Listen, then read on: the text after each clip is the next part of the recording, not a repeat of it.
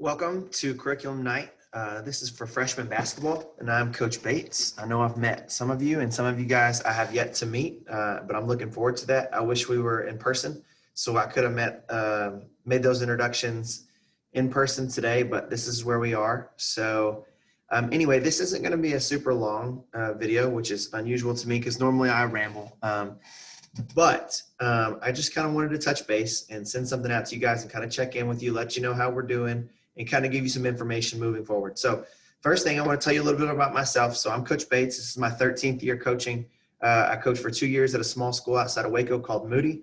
Then I moved up to Southlake and I taught 2 years at Dawson, moved over to be the athletic coordinator at Carroll Middle for 2 years. And then I've been at the high school for 6 years. So this will be my 7th year coaching high school basketball. I love it here. I wouldn't trade this place for anything. And I'm really excited about it. So I teach world history. I teach sophomores. So hopefully I'll have some of the kids next year in class. I have a wife. Her name is Alyssa. We've been married 12 years, and then 2 kids, a 4-year-old and a 2-year-old named Camden and Cooper. And those 3 are the most important things for me. And I will just tell you that when I used to give these curriculum night lectures and talking to the parents, I always used to tell the parents, especially when I was back at the middle schools years ago, back when I thought I knew everything. I would always tell the parents, I know how much you care about your kids. I know how much you love your kids. But the fact of the matter is I didn't understand and I didn't know until I had my own kids. So I say that to say this. I understand how important your kids are to you because my kids are very important to me. And I know that the number one thing I would want as a parent is to trust that my child's teachers and coaches care about them and want what's best for them. And I promise you that's where I'm at. I'm going to challenge those kids. I'm going to push them.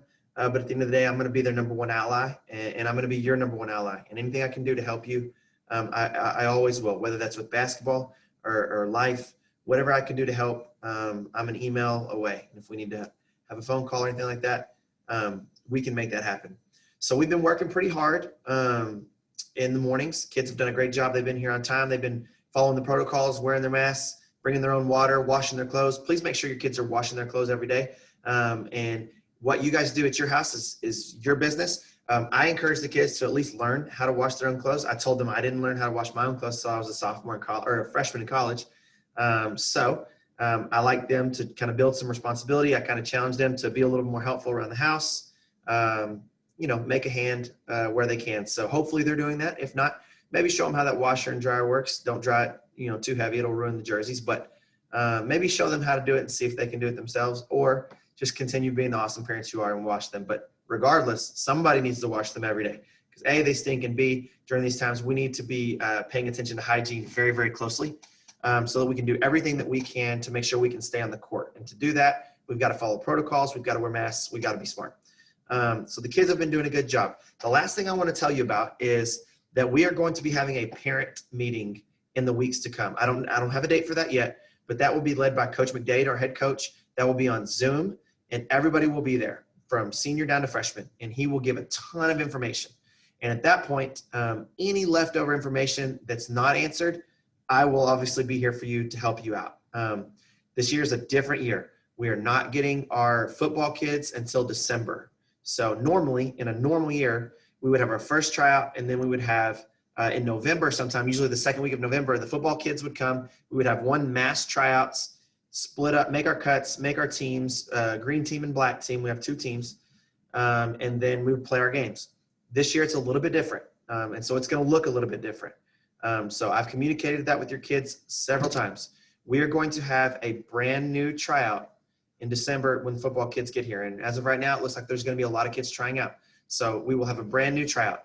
What I've told your kids is that if I kept them and they're in the basketball period right now, they will stay in the basketball period after that cut, even if they don't make the team. Now, if they want to change their schedule at semester or after that, that is up to them, whatever they think is best for them. But I'm not going to boot somebody out of the basketball program and make them change their schedule in December when they've been here for 3 or 4 months. I won't do that to them.